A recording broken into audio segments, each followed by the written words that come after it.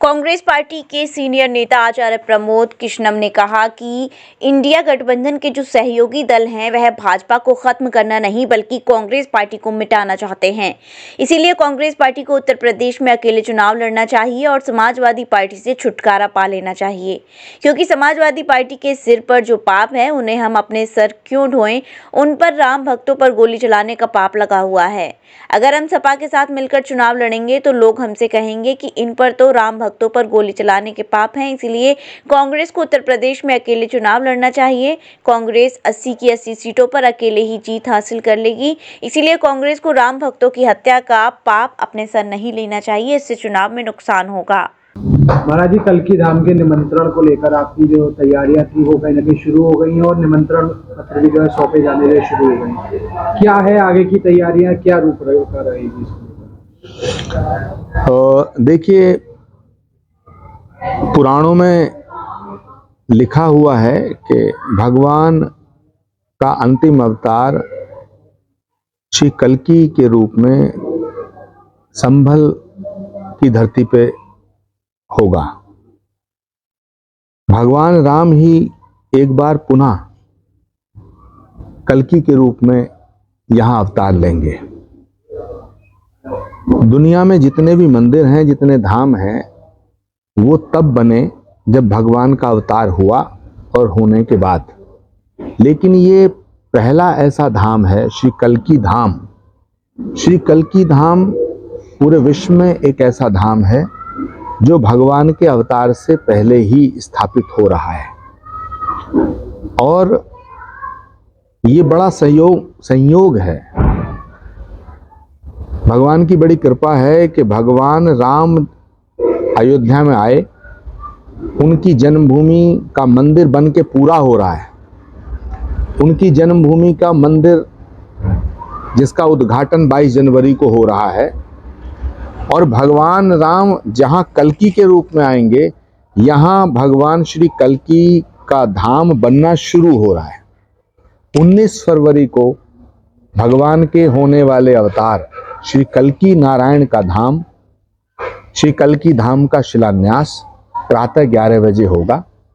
हम देश के सभी शंकराचार्यों को, सभी रामानुजाचार्यों को, सभी रामानंदाचार्य को, सभी अखाड़ों के प्रतिनिधियों को, सभी संतों को, महात्माओं को, सभी राजनीतिक दलों के राष्ट्रीय अध्यक्षों को, देश की राष्ट्रपति को, भारत के प्रधानमंत्री जी को, भारत के गृह मंत्री जी को, उत्तर प्रदेश के मुख्यमंत्री जी को, हम सबको आमंत्रित कर रहे हैं।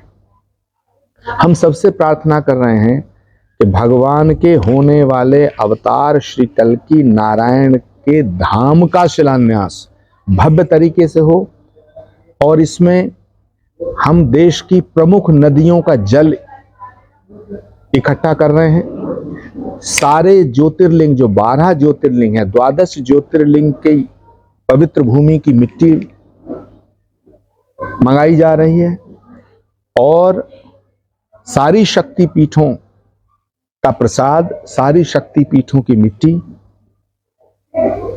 भगवान श्री कल्की के धाम के शिलान्यास में हम मंगा करके और शिलान्यास करने जा रहे हैं। पूरे देश के तमाम संत महात्माओं को निमंत्रण जा रहा है। हम प्रयास कर रहे हैं कि भारत के प्रधानमंत्री जी को भी स्वयं निमंत्रण देने जाएं, उत्तर प्रदेश के मुख्यमंत्री जी को निमंत्रण देने जाएं, भारत की राष्ट्रपति को निमंत्रण देने जाएं, और उनके साथ साथ सभी राजनीतिक दलों के प्रमुख नेताओं को हम आमंत्रित करें। श्री कल्की धाम भगवान श्री राम के मंदिर की तरह सबका है, क्योंकि भविष्य का अवतार है कल्की। पूरे विश्व को शांति का संदेश, सनातन का संदेश अब कल्की धाम से जाएगा, ऐसा हमारा विश्वास है। आचार्य जी, क्या ये राम मंदिर के प्राण प्रतिष्ठा के बाद ये एक बहुत बड़ा आयोजन उत्तर प्रदेश के लिए होने जा रहा है, जो कि कल्की धाम का निर्माण शुरू होगा? निश्चित रूप से इसमें 2 सिमिलरिटी हैं। भगवान श्री राम की जन्मभूमि का मंदिर बहुत लंबे संघर्ष के बाद बन रहा है और अदालत के आदेश पे बन रहा है।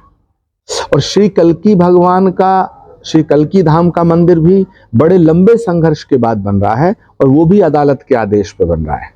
तो मुझे लगता है कि श्री राम जन्मभूमि का मंदिर और श्री कल्की धाम दोनों ही पूरे विश्व को एक नई ऊर्जा, नई दिशा प्रदान करेंगे। और मुझे तो ये कहने में संकोच नहीं है कि भारत की राजनीति, भारत की एकता, भारत की अखंडता और भारत को विश्व गुरु बनाने में अयोध्या और संभल, श्री कल्की धाम संभल की महत्वपूर्ण भूमिका रहेगी। आचार्य जी, जिस तरीके कल्की धाम के निर्माण के शुरू होने की बात की जा रही है, तो कौन इसके जो है मुख्य अतिथि उस समय उद्घाटन करता जो है रह सकते हैं आपको? हम सबको आमंत्रित कर रहे हैं, जैसे जैसे उनकी सहमति आएगी आपको बताया जाएगा। जय गुरुदेव हॉस्पिटल, महोली रोड, मथुरा। हमारे यहाँ minor, OT, emergency, ICU, PICU, NICU, सभी प्रकार की सिटी स्कैन, एक्सरे, अल्ट्रासाउंड, अत्याधुनिक पैथोलॉजी लैब, प्राइवेट एवं जनरल वार्ड, डीलक्स रूम, महिला चिकित्सकों द्वारा डिलीवरी सुविधा, आंखों का ऑपरेशन, दांतों का उपचार, सभी प्रकार के ऑपरेशन, उचित दर पर दवाइयाँ, 24 घंटे एम्बुलेंस सुविधा। जनपद में सबसे कम दर पर 100 रुपए में ओपीडी सुविधा उपलब्ध है। संपर्क करें 8650777901।